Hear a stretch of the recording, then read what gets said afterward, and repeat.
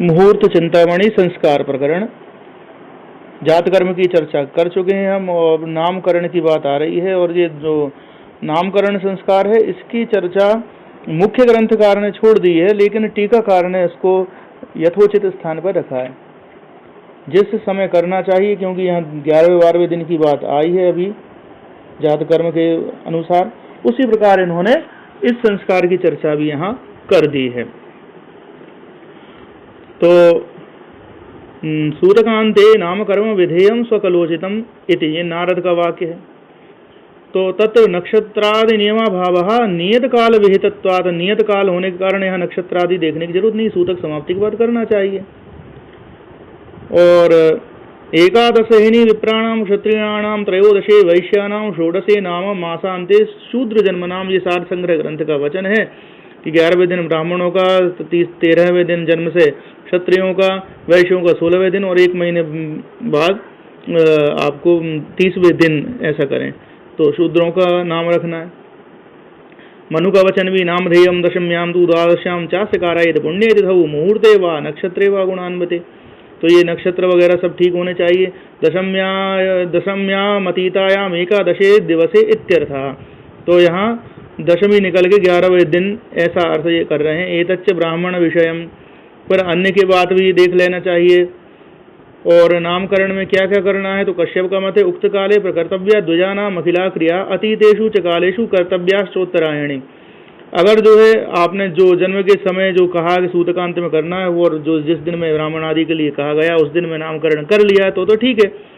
लेकिन अगर वो समय निकल गया है तो अन्य किसी समय में करना है, हमें 2-3 महीने बाद याद आई करें नाम तो रखा ही नहीं हमने, रखना है तो क्या करें, तो उत्तरायण में ही करें, फिर उसको इंतजार करें अगर दक्षिणांचल रहा है तो। सुरेज्ये वा नास्तके न च वार्धके, गुरु शुक्र का वृद्धत्व या अस्त होना नहीं होना चाहिए। शुभ लग्ने शुभांशे च शुभनि शुभवासरे, लग्न शुभ हो, नवमांश शुभ हो, वार शुभ हो, इस प्रकार देखना है। और चंद्र तारा बलोपेते नैधनोदय वर्जिते, चंद्रमा और तारा भी ठीक होना चाहिए, इनका बल होना चाहिए, निधनादि जो तारा इत्यादि नहीं होना चाहिए।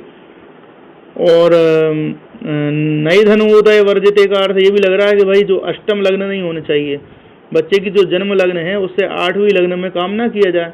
पूर्वाहणे क्षिप्र नक्षत्र चरस्थिर मृदुषु नाम मंगल घोषैश्च रहस्यम दक्षिण श्रुतौ, तो पूर्वाहण काल अच्छा बताया गया है और अच्छे नक्षत्र जो क्षिप्र आदि जो दिए हुए हैं और मंगल घोष के साथ दक्षिण कान में आपको रहस्य मतलब एकांत की बात ध्वनित होती है यहाँ से, तो दाहिने कान में बच्चे को उसका नाम धीरे से बोलना चाहिए।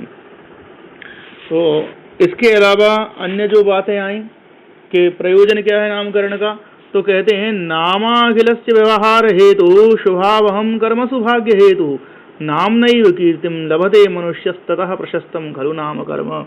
ये नाम कर्म क्यों आवश्यक है कि नाम ही सारे व्यवहार का हेतु है। आप जो है आपके नाम से ही पहचाने जाते हैं। कोई भी किसी की पहचान कैसे होती है कि ये फलाने जी हैं, ये ढिकाने जी हैं, नाम से ही होता है ना। शुभावहम कर्म सौभाग्य हेतु, सभी कर्मों में नाम ही शुभ करने वाला है, भाग्य का हेतु भी यही है। भाई हम जो चंद्रोदय का विचार जो करते हैं नाम से ही करते हैं ना, कि भाई चंद्रमा अच्छे चल रहे हैं कि नहीं। मुहूर्त देखना है तो बिना नाम के सोचते हैं क्या? नाम नैव कीर्तिम लभते मनुष्य, और इस नाम के कारण ही भाई साहब लोगों को कीर्ति मिलती है। आज विक्रमादित्य को, राजा भोज को हम जान रहे हैं क्योंकि उनका नाम पता है। नाम नहीं पता होता तो कैसे कीर्ति मिलती? एक राजा था कोई साहब, बड़ा प्रतापी था, तो कौन राजा था कैसे समझेंगे? तो ये सब कुछ नाम में ही है। भूल जाए शेक्सपियर को नाम में क्या रखा है, नाम में सब कुछ रखा है भाई साहब। नाम आपकी पहचान है, नाम आपका इतिहास भी है। और हमारे यहाँ भारतीय समाज में नामकरण की इतनी वैज्ञानिक पद्धति है कि बहुत सोच समझ के नाम रखते थे। जो उस समय के ज्योतिषी जो जिनका तपोबल बहुत बड़ा हुआ होता था, पहले ही देख करके रमयते सर्वजनान हृदय स रामः, जो सबके हृदय में रमण करे वो राम है। कर्षयति सर्वजनान, वो जो सबको आकर्षित करे वो कृष्ण हो गया। यशः ददाति यशोदा, जो सबको दूसरों को यश देती रहे, खुद की कुछ बड़ाई कर रही नहीं, वो यशोदा है। तो इस प्रकार से नामकरण करते थे। विश्व भरण पोषण कर जोई, ताकर नाम भरत अस होई। बात आती है कि नहीं? जाके सुमिरन ते रिपुनासा, नाम शत्रुहन वेद प्रकाशा। ये सारी बातें, नाम का महत्व है ही। रावण नाम बहुत पहले रख दिया गया। रव शब्द है स्वर के लिए, राव है चिल्लाने के लिए। तो जब रावण ने कैलाश उठाया था और भगवान ने अपने शिव ने अंगूठे से दबा दिया था, उस समय वो जोर जोर से चिल्लाया, तो वो चिल्लाने के कारण वो रावण नाम उसका प्रसिद्ध हुआ। तो इस प्रकार नामकरण का रहस्य। ऐसे ही जो हमारे जातियों के नाम हैं वो अपने आप में इतिहास है। जो नार्मदीय शब्द जैसे आता है तो हम समझ जाते हैं कि भाई कहीं ना कहीं ये इसके पूर्वज नर्मदा किनारे के होंगे। सरयू पारी है, कहीं ना कहीं सरयू से संबंध उनका रहा होगा। कान्य कुब्जारे, ये तो कन्नौज के रहने वाले कभी ना कभी हैं। सारस्वत, अरे सरस्वती नदी के किनारे ये रहे होंगे। इसी प्रकार आज भी राजौरिया, बुधौलिया, राजौरी के रहने वाले, बुधौली के रहने वाले, इस प्रकार हो गया। अन्य भी आप नगरों के नाम भी देख लें तो वो भी अयोध्या, यहाँ युद्ध की कोई आवश्यकता नहीं, इतने सशक्त वहां के राजा थे, इतने शक्तिशाली कि युद्ध की कोई जरूरत ही वहां नहीं पड़ती थी, या कोई युद्ध से उसको जीत नहीं सकता था, ऐसी बात। तो नाम का प्रभाव, नामकरण की पद्धति भारतीयों में बहुत विशिष्ट है। हम प्रासाद इत्यादि के नामकरण भी देखते हैं तो नाम अपने आप में परिभाषा हो जाता है हमारे यहाँ, और वही कहा गया है कि बहुत सोच समझ के नाम रखें। तो कैसे रखना, क्या रखना, तो एक तो हमारी जो आजकल पद्धति जो चल गई है, जो चूचे चूला अश्विनी इत्यादि जो क्रम से षडपद चक्र या अवकहड़ा चक्र जिसको हम कहते हैं, उन नक्षत्रों के आधार पर हम रखते हैं। बहुत से लोग कहते हैं कि ये हमारी मूल पद्धति नहीं थी, ये यवनाचार्यों से हमने ली है। कारण क्योंकि अवकहड़ा जो क्रम है ऐसा हमारी भारतीय भाषा में तो नहीं है। आ के बाद आ आता है, फिर ई उ स्वर ही चल रहे हैं पहले, फिर व्यंजनों पे हम आते हैं। लेकिन ABCD अवक अलिफ बे पेते से, तो यहाँ भी अलिफ बे, अल्फा बीटा गामा, ये विदेशी जो लिपियां हैं, विदेशी जो वर्णमाला हैं, वहाँ इस प्रकार का क्रम चलता है। इसलिए लोगों ने अनुमान किया है कि ये जो षडपद चक्र से नामकरण की, अवकहड़ा चक्र से नामकरण की पद्धति, ये बाद में हमारे यहाँ आई है। नक्षत्रों में नाम होते थे, लेकिन कैसा, तो उत्तरा फाल्गुनी नक्षत्र में जन्म हुआ तो फाल्गुन ही नाम रख दिया गया अर्जुन का। जिसका श्रवण नक्षत्र में जन्म हुआ उसका नाम श्रवण रख दिया गया, ऐसे रखते थे पहले। लेकिन यह पद्धति भी चूंकि वर्षों से हमारे पूर्वजों ने स्वीकार करी है तो कुछ सोच समझ के ही करी होगी। ऐसे ही बिना सोचे समझे अंधेरे में तीर तो उन्होंने चलाया नहीं होगा। जब उनको लगा होगा कि इसमें कुछ दम है तो माना। आज भी जो आधुनिक साइंस है वो सब हमने विदेशों से देखा। हमारा पुराना जो साइंस था वो तो हम भुलाए बैठे थे। तो जो बाहर से अच्छी चीज मिल रही है वो हमने ग्रहण कर रखी है, हमारे आचार्यों ने भी।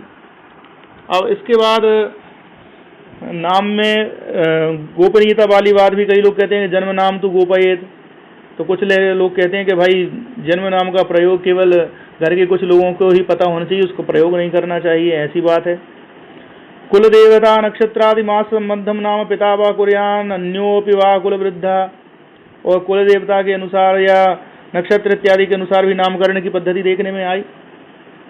आगे वशिष्ठ का वचन कि तद्वयक्षरम वा चतुरक्षरम वा यथेप्सितम चांत लकार युक्तम विवर्ज नामादिकमेव कार्य स्फुटम वदे दक्षिण कर्ण रंधे 2 अक्षर का हो या 4 अक्षर का हो, या यथेप्सितम च अंत लकार युक्तम, अंत में लकार उसमें आ रहा है, चाहे जैसा जो है जैसा हम चाह रहे हैं उस प्रकार से हो जाए। और याज्ञ के लोग कहते हैं कि घोष बदाद्य अंतस्थम त्रिपुरुषानुकूल मनरि प्रतिष्ठितम तद्धि प्रतिष्ठिततमं भवति द्व्यक्षरम वा नाम कृतम कुर्यान तद्धितम। तो यहाँ जो नाम आ रहा है कि भाई तद्धित शब्द नहीं होना चाहिए। तो कृदंत और तद्धितांत 2 प्रकार के व्याकरण में शब्दों के प्रयोग देखने में आते हैं। तो कह रहे हैं कि भाई तद्धितांत नहीं रखो आप। अब कृदंत और तद्धित की जो बात है उसको आप व्याकरण शास्त्र से जानिएगा, वहीं इसको देखें। और इसके बाद एक और जो बात आई, मासों के नाम चैत्रादि मास नामानि वैकुंठो तो जनार्दन उपेंद्रो यज्ञ पुरुषो वासुदेव त्रिविक्रम योगीशा पुंडरीकाक्षा कृष्णो अनंतो चितस्तथा चक्रधारी चैतानी क्रमादाहुर मनीषिणः। ये क्रम से मासों के नाम है, मतलब मासों में भगवान विष्णु के विग्रह दिए हुए हैं 12 मास में, तो इनके आधार पर भी जिस महीने में नाम हुआ है व्यक्ति का नाम वैसा रखा जा सकता है। और अन्य बहुत सारे सिद्धांत कुल परंपरा से या स्मृति आदि के आधार पर देखने में आते हैं, तो क्षेत्रीय परंपरा भी हैं। कई जगह आता है कि भाई महाप्राण अक्षरों को वर्जित किया जाए नामकरण के लिए, लेकिन हमारे इसी भारत में 3 भरत हो गए। पहले तो आदि भरत जो ऋषभदेव जी के पुत्र जिनके नाम पे यह है, जो अजनाभ वर्ष या हिम वर्ष था उसका नाम भारतवर्ष पड़ा। दूसरे जो बात करते हैं हम, राजा भरत शकुंतला के पुत्र, तीसरे भरत दशरथ जी के बेटा भगवान राम के भाई। तो इस प्रकार से देखने में चीज़ें आ रही हैं। लेकिन फिर उसमें तर्क यह भी हो सकता है कि भाई ये तो उनका प्रसिद्ध नाम था, जन्म नाम तो अगर गोपनीयता के अनुसार दुका लिया होगा तो वो कोई जानता ही नहीं होगा। अब इसमें एक बात ये भी है कि भाई फिर ऐसा नाम ही किस काम का जो दुका के रखा जा रहा है। तो बहुत सारे तर्क इसमें हो सकते हैं, इनकी चर्चा हम नहीं करते हैं, आगे चलेंगे। प्रसूति स्नान का उल्लेख यहाँ कर रहे हैं। पौष्ण ध्रुवेन्दु करवात हयेषु सूति स्नानम समित्रभ रवीज्य कुजेषु शस्तम नारद्रात्रय श्रुति मघांतक मिश्र मूलत्वाष्ट्रे ग्यसौरि वसु षड्रविरिक्त तिथ्याम। तो सूती कर्म कब करना चाहिए? बोले पूषा के नक्षत्र, रेवती में ध्रुवगण, उत्तरात्रय रोहिण्यो, इन नक्षत्रों में इंदु चंद्रमा का नक्षत्र, मृगशिरा कर हस्त हो गया, वात वायु का नक्षत्र, स्वाति हय अश्विनी घोड़े के स्वरूप के कारण, और समिश्रभम मित्रभम मित्र का नक्षत्र अनुराधा, इन्हें सूती स्नान करना चाहिए। वार कौन से लें? तो बोले रवि इज्ज कुज, रविवार, गुरुवार, मंगलवार, ये वार अच्छे कहे गए। न आर्द्रा त्रय श्रुति मघांतक मिश्र मूलत्वाश्रय, यहाँ किन किन में नहीं करना वो बता रहे हैं। तो आर्द्रा त्रय, आर्द्रा से लेकर 3, आर्द्रा पुनर्वसु पुष्य, ऐसे ही फिर श्रवण है, मघा है, अंतक मतलब भरणी यम का नक्षत्र, मिश्रगण के नक्षत्र कृतिका और विशाखा, मूल नक्षत्र त्वष्टा का नक्षत्र चित्रा, इनमें नहीं करना चाहिए सूती स्नान। ज्ञ सौरी बसु षड रविरिक्त तिथ्याम, ज्ञ बुधवार, सौरी आपका शनिवार, इन बारों में नहीं करना चाहिए। वसु षड रवि रिक्त तिथ्याम, वसु होते हैं 8 तो अष्टमी, षड षष्ठी, इन तिथियों को छोड़ दें और रिक्ता तिथियों को छोड़ दें, अन्य तिथियों में आप कर सकते हैं। तो यहाँ जो एक चीज हमें मिली कि भाई कौन कौन से में नहीं करना है, यह जो बात जैसे ही इन्होंने कही तो 2 वार बिल्कुल अवॉइड कर दिए गए। नक्षत्र तो कुछ अवॉइड कर ही करे हैं, वार भी अवॉइड किए हैं, तो वो बुध और शनि हैं जो दोनों की नपुंसक कहे जाते हैं। तो इसका मतलब शुक्रवार छूटा हुआ है, तो यदि वो 3 बार आपको आसपास में नहीं मिलते हैं, अत्यावश्यकता में शुक्रवार का प्रयोग भी लोग करते हैं। सूती स्नान, प्रसूति का स्नान के भाई जब शुद्धता की जाती थी, घर में जन्म होता था तब विशेष रूप से इनको ध्यान करते थे। आज अस्पताल में जन्म होता है बालक का, अस्पताल में सब शुद्धता वगैरह वो सब पहले ही सब कर दी जाती है उसी रूप में। जबकि पहले जो है सोचते थे कि भाई